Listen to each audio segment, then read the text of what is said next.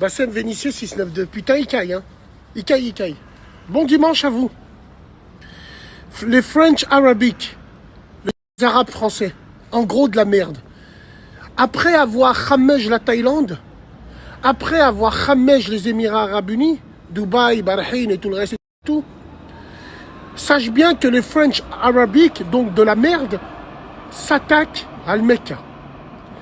Alors il faut retourner dans le passé et bien regarder le contexte de l'époque. Au départ, dans chacun de ces endroits, les Français étaient vus limite comme des dieux. Quand je dis dieu, on extrapole, hein, mais étaient superment respectés. En Thaïlande, on aimait bien les Français à cause des combattants. Les combattants parisiens, c'était les premiers à faire du Muay Thai dans les camps, un peu comme tu te couches comme Miley. C'était les premiers à faire aller là-bas, à faire des combats, à s'entraîner là-bas. Ouais. Ensuite, il y a eu les mecs de leur quartier qui sont venus pour les voir combattre. Ils sont arrivés en Thaïlande, ils ont dit putain mais ça pète sa mère.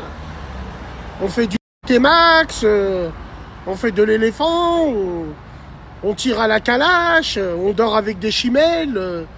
Ouais, ça pète sa mère bien. Et ils ont fait passer le message. Et c'est là où la crasse des fonds de cuve elle est arrivée. Quand je dis crasse des fonds de cuve, c'est les hommes et les femmes. Hein. Maintenant tu vas à Phuket, à Pattaya, tu marches dans une rue, la tête de ma mère, on dirait que t'es au Tchèque. Il y a des snacks, il y a des French Arabic, donc de la merde. Dubaï, les Émirats Arabes Unis, c'est encore pire.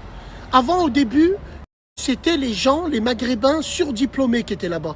Parce qu'ils étaient arabes et ils parlaient plusieurs langues. Et ils avaient l'expérience de la France. On en raffolait. Et un jour, ce mec, il a dit à une de ses copines, à ses sahab, venez passer quelques jours avec moi sur Dubaï. Sauf que eux n'avaient pas le même niveau d'études. Le même niveau d'études, rien, en gros, de la boue à la place du cerveau. Et ces gens-là, qu'est-ce qu'ils ont fait? Ben, ils ont commencé à tapiner et à s'en sortir petit à petit. Essayez. Regardez, c'est quoi le résultat maintenant? Tu vas en Thaïlande ou à Dubaï, tu dis que t'es français, maghrébin, wallah, on te crache à la gueule. Et c'est bien mérité. Sauf que là, il y a un problème qui arrive, c'est la Mecque. Donc, comme j'ai pu vous partager plusieurs vidéos, il y a les petites gamines, les petites crasseuses, les hijbés du lycée qu'il faut, comment te dire, écrabouiller, déporter. Je pèse pas mes mots, j'en ai rien à foutre d'elle. Pour elle, je pèse pas les mots, tellement que j'ai le seum. Elle commence à faire des jeux sur TikTok. Parce que TikTok, c'est ce qui a bousillé le plus l'islam. TikTok a bousillé l'islam. Les croisades n'ont pas réussi. Les gens de gauche n'ont pas réussi. Internet n'a pas réussi. Mais TikTok a réussi à bousiller l'islam. Le bousiller. Littéralement. Et le bousiller, et vous, ça vous arrange, les musulmans à la carte. Ouais, le bon soupçon, il vient de là-bas. Le bon soupçon TikTok, le bon soupçon. Aujourd'hui, les hijbés de merde n'hésitent pas à faire des jeux en pleine Kaaba.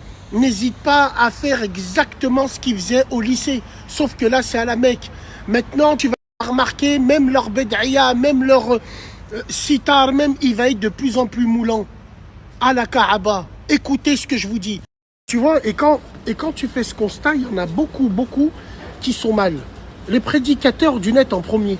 Parce que eux, finalement, tous ces égarements autour de l'islam, ça les arrange. Ils peuvent continuer à exister, entre guillemets. Parce que eux aussi, ils font les rappels de l'islam qui arrange les gens. Tarawih sous la tour Eiffel. Regardez l'algorithme de Snap, l'algorithme de tous les réseaux. N'importe quelle crasse maintenant met le voile, wallah, ils la font passer en tendance exprès. Et elles l'ont compris, ces sans état d'âme, ces khenza culottes de merde, elles l'ont compris. Et l'algorithme, lui, le fait.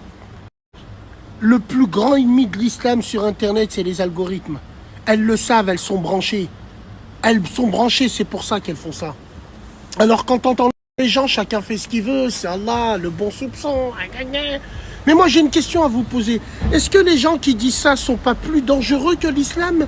Que ceux qui égarent et qui boivent du whisky à côté de toi? Mais moi, l'égareur, celui qui boit, il égare moins que vous. Wallah, il égare moins que vous. Après moi je fais peut-être partie de cet égarement, mais moi c'est pas pareil. Et je le confirme. Je ne joue pas dessus et je surfe pas dessus. C'est nia, c'est intentionnel. J'ai grandi comme ça, vous comprenez mes jihad nefes tous les jours.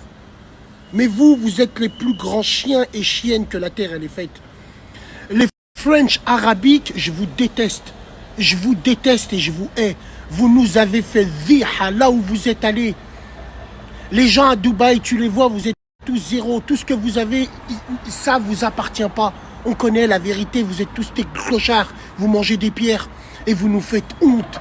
Honte. Là où vous allez, vous nous faites honte. Tout ce que vous touchez, ça se transforme en merde. Les French arabiques. Alors à la rigueur, si c'était la Thaïlande, si c'était Dubaï, mais là c'est la Mecque. Là c'est la Mecque. Et là j'ai envie de te dire, la Umrah, c'est pas d'aujourd'hui, ça fait des années. Ça fait des années qu'il y a des frères qui y vont avec des camises bleues, des lunettes bleues. Hein? Ils interviewent des sœurs à la Umrah. Salam alaikum, on dit de la Umrah, big dédicace à Shainez, à Férouz qui sont restés là-bas. On fait dua pour vous. C'est terrible, wallahi c'est terrible. On n'est pas sorti de l'auberge, mesdames et messieurs.